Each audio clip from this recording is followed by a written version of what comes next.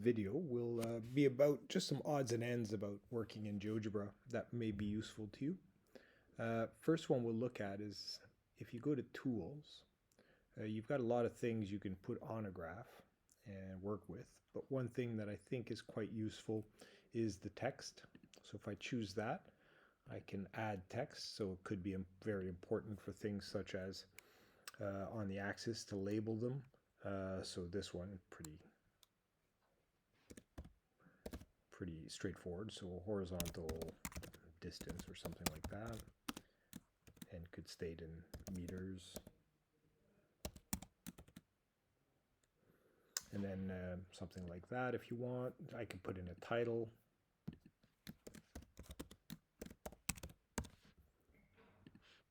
You can also get a little fancy with the text boxes, and you can move them around, by the way, so no problem. But if I do add another text box here, I could choose to show certain functions. So for example, I wanted to show my function f of x, f of x equals, and then I could go to advanced.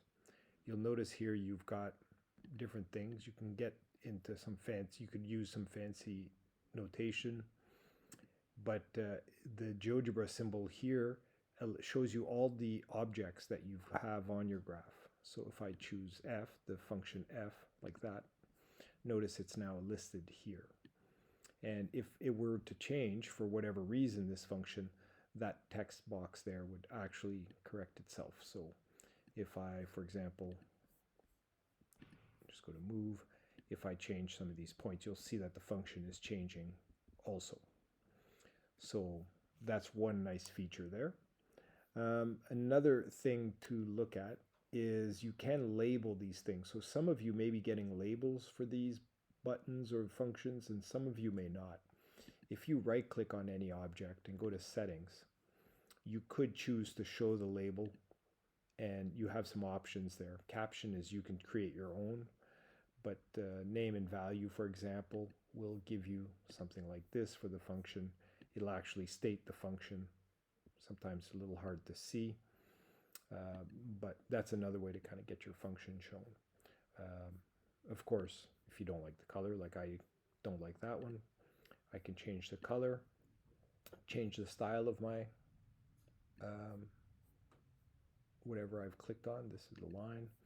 So things like that, so it looks a little bit better, and move it around. So there's a couple of different ways you can show it. Same goes with the points settings. You can change the points, the color, the sizes, all these things. But you could also choose to show a label to name and value. Or if you just want, let's say, the point, the actual, just the value of the point, something like that, if that's important to you. So you can indicate some things on your graph that maybe you feel is important. So it could be other objects also. So that's one option.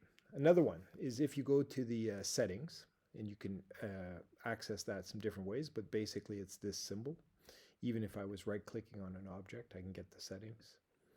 But I can choose to go to other types of settings. And if you go to the first one, this one, you'll notice that there's rounding here. Some of you may be getting equations with a lot of decimals. Like if you don't put a restriction on it, you get some very, very odd numbers. So if I look at the algebra there, you get some functions with like, oh, the numbers in front are terrible. So what I could do is reduce it to the number of decimals I feel is more reasonable, and it kind of really makes that a lot nicer. So there are some options there. So if you look around in your settings, you do have other options on your x-axis and your y-axis, and what kind of grid is showing up, the tick boxes, all these things. So there's lots there to explore. Some of you have asked also, how do you kind of get access to this picture again? You have to go to the settings, and on here in the algebra one, you can say show auxiliary objects, which are kind of background objects. So if I show that, you'll notice now up here somewhere, there's my picture. So I can click on it and make it appear or disappear if I want. So different options there, make that go away there.